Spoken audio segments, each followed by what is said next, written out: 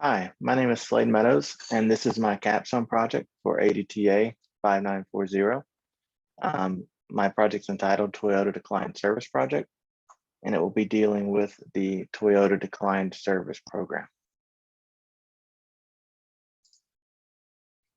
So quick overview, I'm going to cover the introduction, the literature review. In the methodology, I'll go over how I obtain my data and the data sets I'll be using. The next few sections will be dealing with the improvements that I proposed for the declined service program, and as well as the results of the improvements that I implemented. I'll then go over some of the downstream metrics for the program with email, open rates, click rates, etc. We'll then discuss the results of the email metrics, and then I will conclude with an overview of the program.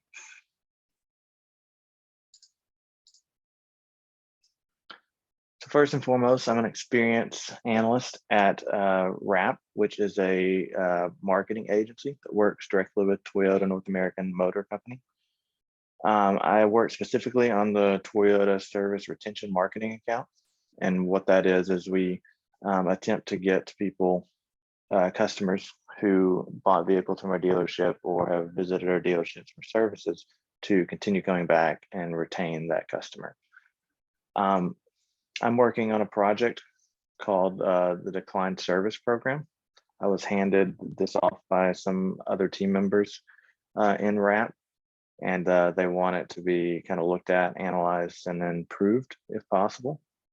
And so first off, a declined service is any vehicle service like an oil change, tire rotation that the dealership recommends the customer get when they visit. So if a customer goes in for an oil change and they do a multi-point inspection and they come back and say, oh, well, you should get a tire rotation too. And the customer says, no, thank you, maybe some other time, and they leave. That tire rotation would be considered a declined service. And so the purpose of the declined service program is to try and get those customers to come back and get that tire rotation, to get that declined service. And that's kind of the goal, overall goal of the program. So the declined service program consists of an email campaign and a direct mail campaign. The most important thing to note going forward through this project is that there are two different versions of this campaign. The first version is the default version, and it's called generic or uncategorized.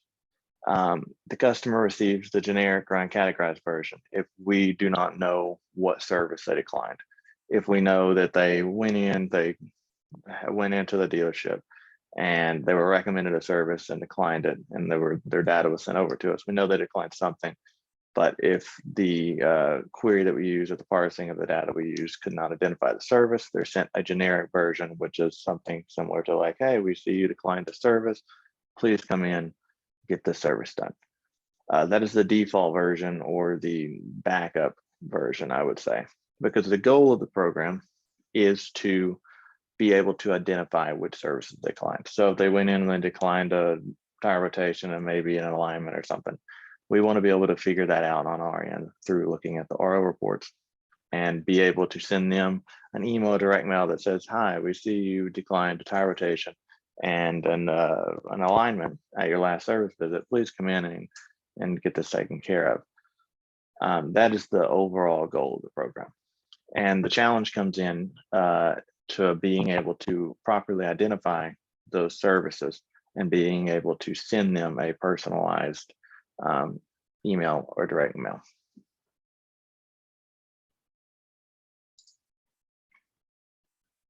So the whole purpose of this project that I'm working on is to simultaneously analyze and assess the performance of the declined service program as a whole, which is easier to say, we want to see if the specific categorized versions where it lists the declined services is performing better than the generic default version where we don't know the service.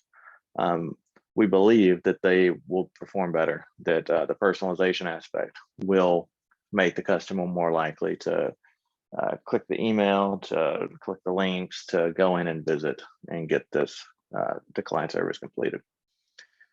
And then secondly, we want to, I mentioned that we had to parse the data and figure out if what the declined services are that they declined. And so there's a whole process that goes in on that. Sorry. There's a whole process that goes in behind that. And we want to like tune that up and get it more accurate so that we can correctly identify what services they declined on our end. So our first hypothesis is that the accuracy of the declined service category assignment can be significantly improved by reevaluating the assignment logic of the service categories, analyzing the commonalities that uncategorized records share. And it's kind of word soupy there, but in layman's terms, it means that by redefining some of the logic behind these categories, I think we can improve the accuracy of the categorization itself. And then also by searching for what the uncategorized records share, the records that we weren't able to categorize, what is the commonality between those records? And is there some identifiable quality in there that we can add to our query and also categorize those records? Is there something we're missing there? And the second hypothesis is that we believe that the specific categorized versions of the campaign perform better than the generic uncategorized versions. And so those are the two questions we'll be seeking to answer.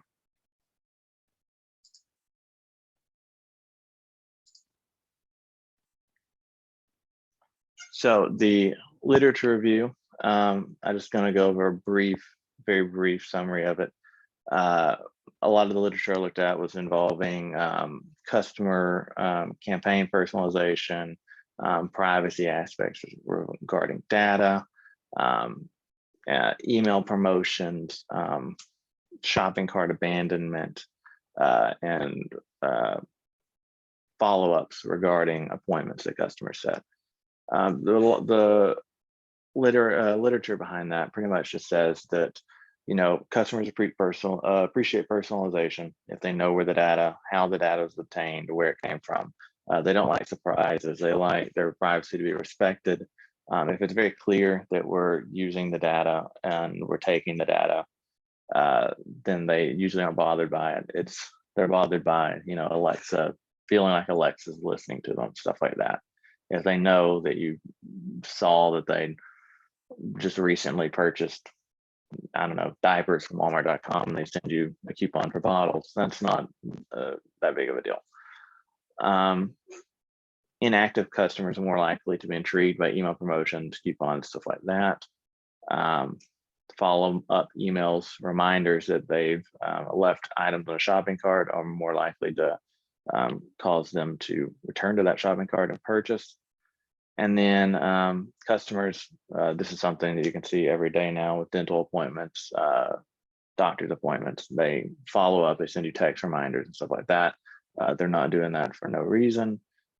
Obviously, the literature shows that when you follow up for the appointments, customers are more likely to attend them.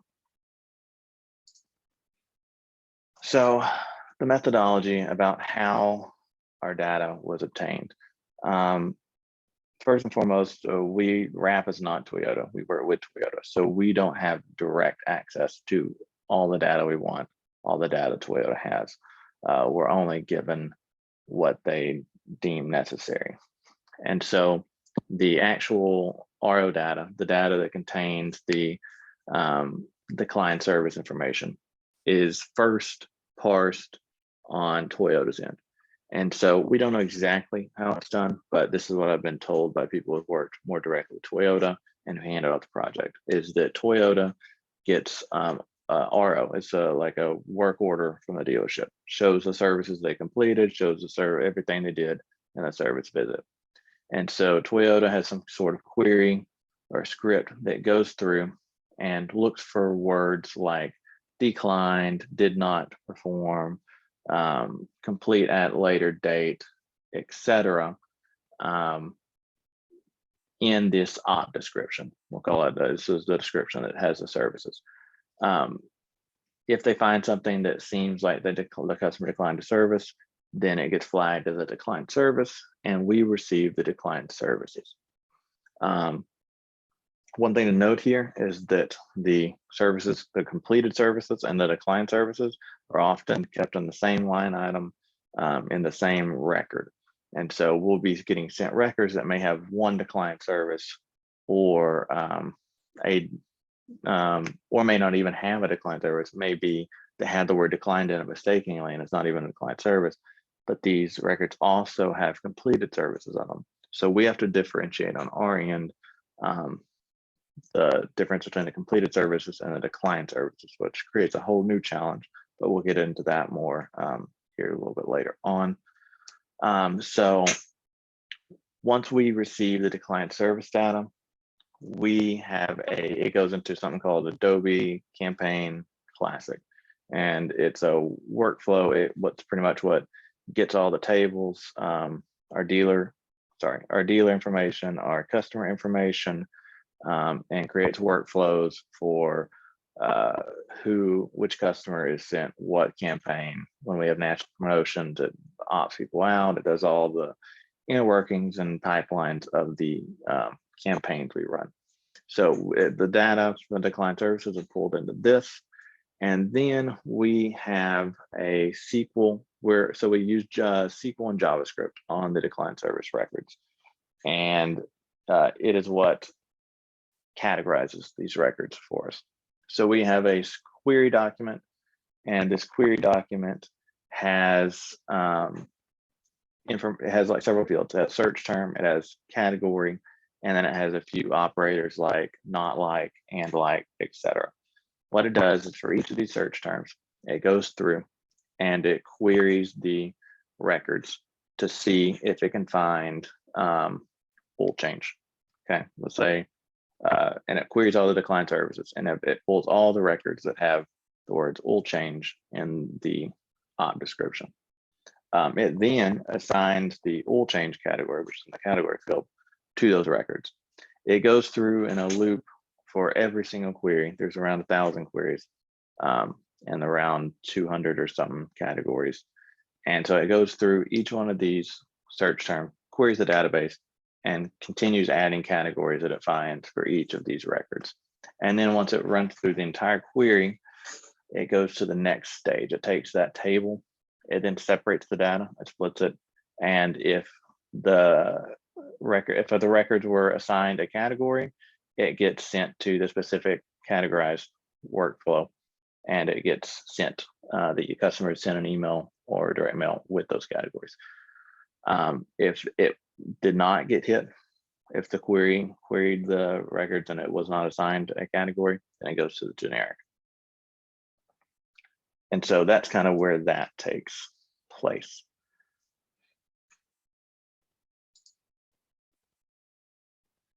And so this project runs on 4 types of data sets. The first type is the query document. And so I have the original query document that was handed off to me as when I began this project from higher ups. It's what our workflow currently runs on. It is what the JavaScript in Adobe Campaign is currently fed, and how the program runs currently. The improved query document is the updated query document with the improvements I made and was able to test. I was also given 100,000 example records. These example records have a few fields in them, but most importantly, they have 100,000 op descriptions. This allows me to test the improvements I make to the query with these example records and make sure that they are in fact improving the query. The next type I have is the output data sets. So when I was handed off this project, I was originally given 2,000 output records from the JavaScript that runs on the server. And so those are 2,000 records that have both the op description in it and all the categories that they were assigned. I then have my original Python output. So what I did is, since it's not feasible to work with this JavaScript and test it on the server, is I translated this JavaScript to Python. And I run the Python on my computer, and then I'm able to mimic the JavaScript with the query and pretty much do the exact same thing with Python. And so what I did first is took the original record and the 100,000 example records and ran it through the Python script and got an output. And that is like our baseline model for what the script currently looks like. The current workflow is with 100,000 of the example records. And then the final improved Python output is the improvements I made with the improved query document. Ran them again on the same 100,000 example records to see how the improvements to the query, if they actually improved the output. And by improved, we mean was able to have less errors. Most importantly, was able to correctly categorize more items, more records. And then the final data set is the decline service email campaign metrics. This is the downstream reporting for the decline service email campaigns. It contains emails delivered, emails open, click-through rate, unsubscribe rate, etc. But the important part is that it is split on version. So it allows us to compare the generic version to the specific version to see which performs better, at least in email metrics. What we really need and what we want is the dealership sales records, which will show if once they receive this marketing, once they receive this email or direct mail, do they actually go into the dealership and have the service performed? When I started this project, I was promised this data, and I'm still waiting on this data. So in the next few weeks, I will have this data, but that will not be in time for this project, for this course. So all we have to work with right now is the email campaign metrics, and we will have to do our best with those. So there are three primary ways I devised to improve the decline service query and program as a whole. So the first is that there's one of the categories in there, which makes up around, I think, 3% of the 100,000 records, once it's all categorized, is the unknown/null category. And the problem with the unknown/null category, it was placed in there by my predecessors.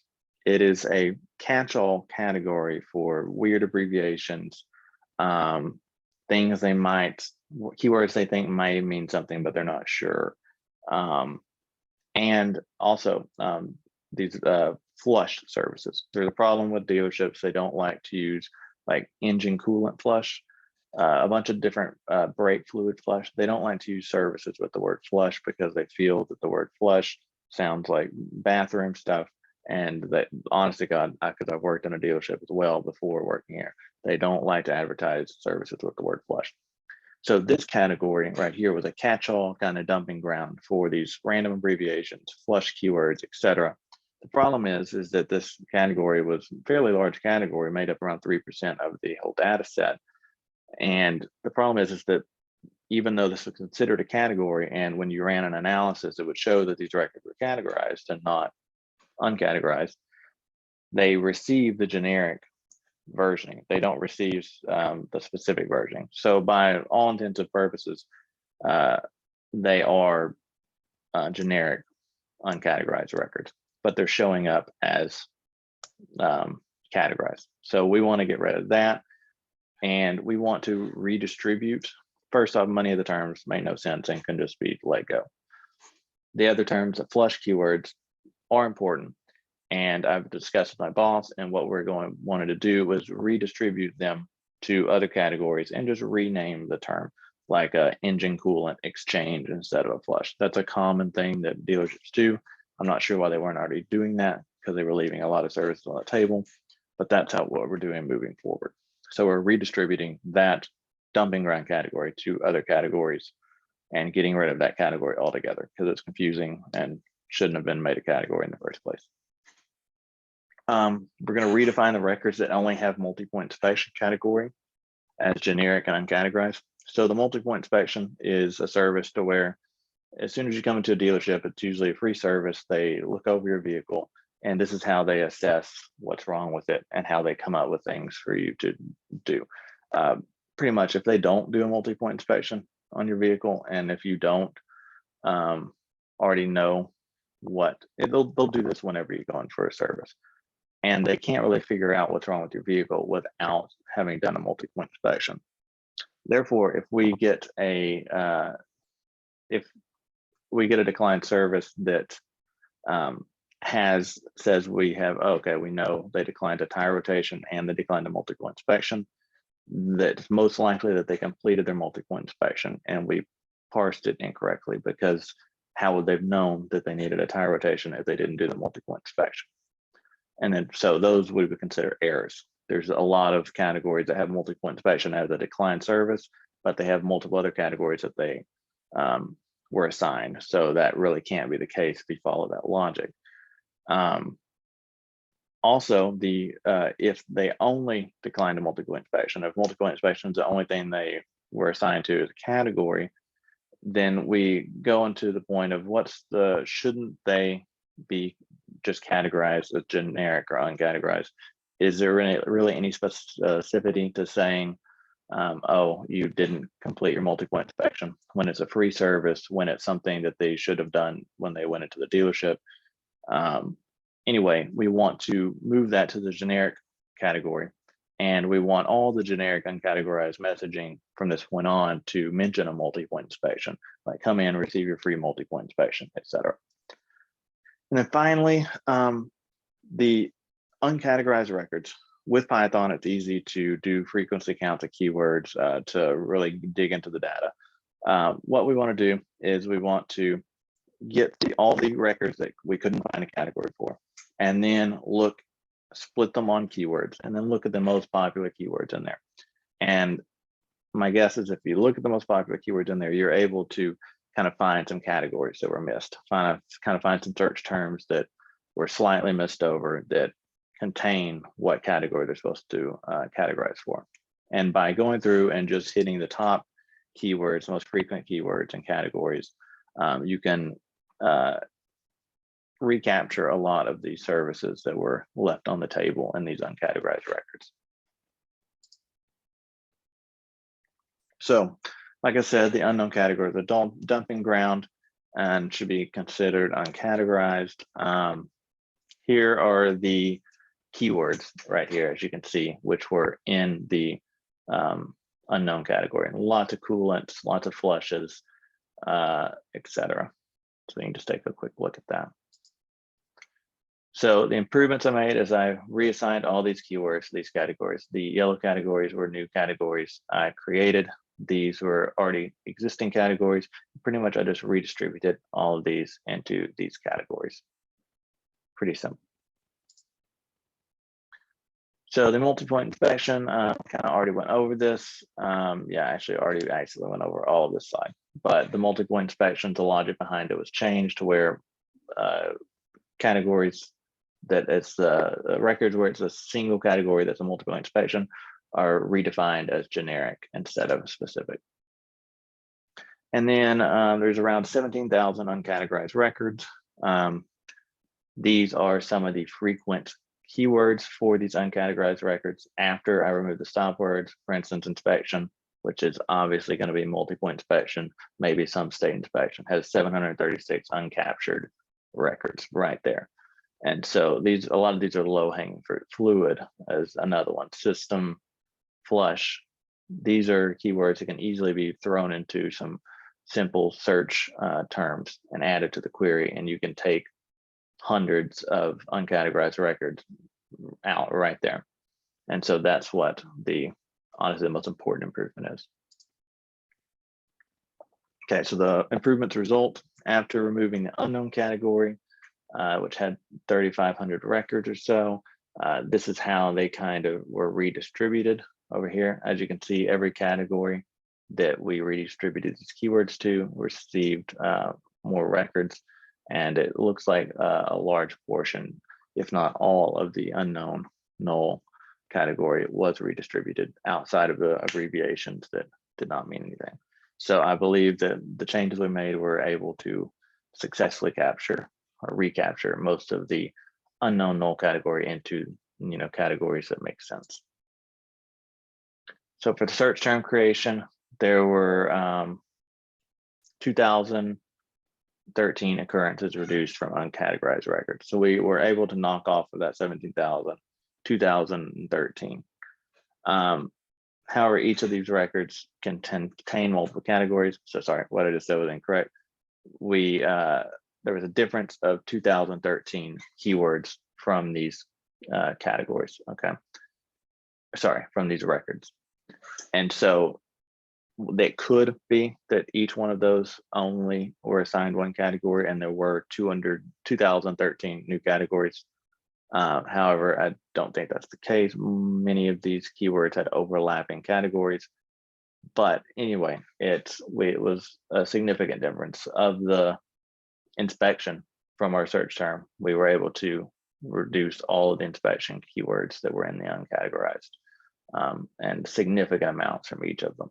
And so this proves that it's a very effective strategy for turning uncategorized records into categorized records and finding services that have been left off the table. So I'm going to speed up a little bit because I'm running out of time. So the search term creation, here's kind of how all the categories played out. Here's the difference. As you see, each category increased. I do have to mention that I made a mistake with the air conditioner service category, hence the 17,000 extra records right here. Of these 17,000, honestly, I removed a space, and the space then matched to a bunch of things that shouldn't have after I removed it. And so I couldn't rerun it because it takes so long to run this query. But however, I was able to pare down, and it only actually affected 1,600 records, or assigned a category that shouldn't have been assigned a category. The rest of these receive multiple categories. And so this is the only number that will affect our end results, which I adjusted the end results to reflect. Okay, so after the AC error was taken out, after the unknown null categories were updated, and after the MPI adjustments were made, this is the true output, the true result. As you can see, the improvements caused an increase of 1,742 categorized records, or 1.74%. So all of what we did was able to increase the categorized percentage by 1.74. If we continue to do the frequency counts, we could increase it by at least another 3 or 4% pretty easily. So the email metrics, briefly, the version distribution was not what we expected. This is the output distribution, to where we had around 84% categorized, uncategorized for the JavaScript output, Python output, and improved output. The actual metrics that we received was inverse. It had around 8% categorized, 92% uncategorized. We were not expecting that. It did not align with what we were expecting at all. Once we dug into the error, we discovered that most of the records in the data do not actually have an auth description. They're null. 78% of them are null, which means that at the very least, if our script captured 100% of the decline services in there, it would be at least 78% generic, which is not what we're expecting. We've talked to people. We're not sure if this is a mistake, if this is how it's expected to play out, but we're looking into it. But this raises more questions. So I'm going to go ahead and skip this, but pretty much even with the null records calculated for, it's still not lining up with the outputs, the sample outputs we had for the version description, even considering the null values. So there's a lot going on under the surface that was not correctly handed off to us. So we analyze the email campaign metrics for each version. They can see right down here. More bad news for our hypothesis is that the generic uncategorized version actually outperforms the specific version in all aspects except for slightly in unsubscribe rate right here. So as you can see, the generic, it has an open rate that's 2.3% higher and has a click rate that's 0.48% higher.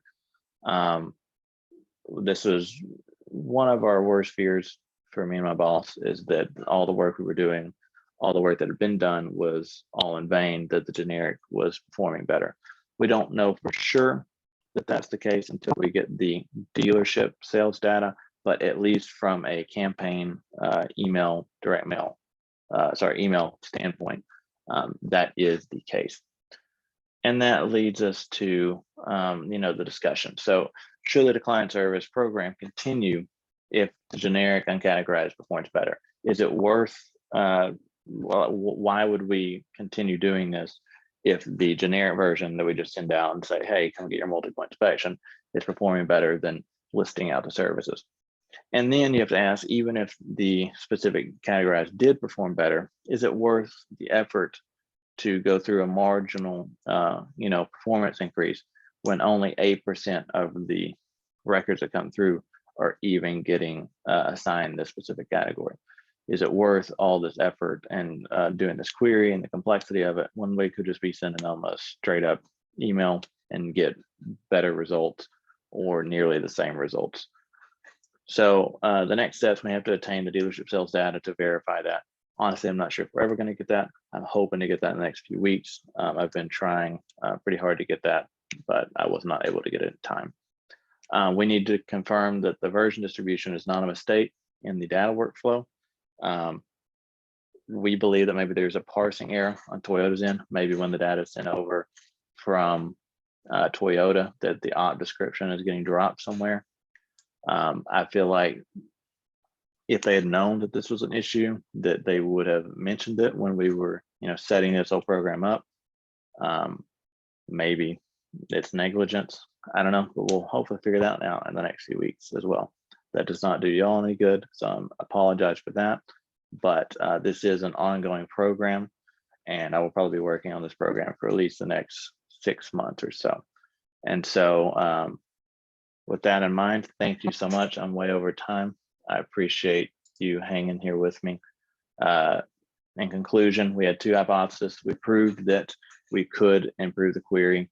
We could increase the categorization rate and accuracy by going in and tweaking the logic and then looking at the commonalities between uncategorized records. And then we failed to prove that the version of the campaign, cat specific version, performs better than the generic.